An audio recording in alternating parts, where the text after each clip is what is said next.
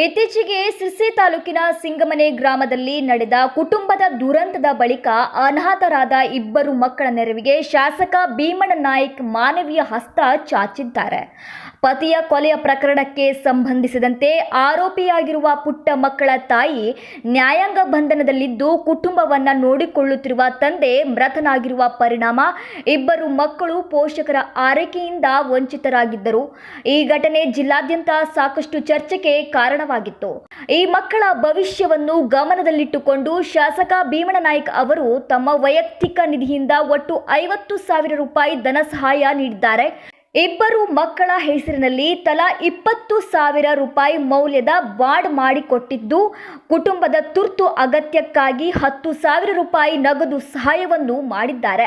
ಇದೇ ವೇಳೆ ಮಕ್ಕಳ ಶಿಕ್ಷಣ, ಆರೈಕೆ ಹಾಗೂ ಭವಿಷ್ಯಕ್ಕೆ ಅಗತ್ಯವಿರುವ ಎಲ್ಲ ರೀತಿಯ ಸಹಕಾರವನ್ನು ನೀಡುವುದಾಗಿ ಭರವಸೆ ನೀಡಿರುವ ಶಾಸಕರು ಯಾವುದೇ ಸಂದರ್ಭದಲ್ಲಿ ಸಹಾಯ ಬೇಕಾದರೂ ತಮ್ಮನ್ನು ಸಂಪರ್ಕಿಸಬಹುದು ಎಂದು ಕುಟುಂಬದವರಿಗೆ ತಿಳಿಸಿದ್ದಾರೆ. ಶಾಸಕರ ಈ ಮಾನವೀಯ ಕಾರ್ಯಕ್ಕೆ ಸ್ಥಳೀಯರು ಹಾಗೂ ಸಾರ್ವಜನಿಕರು ಮೆಚ್ಚುಗೆ ವ್ಯಕ್ತಪಡಿಸಿದ್ದಾರೆ.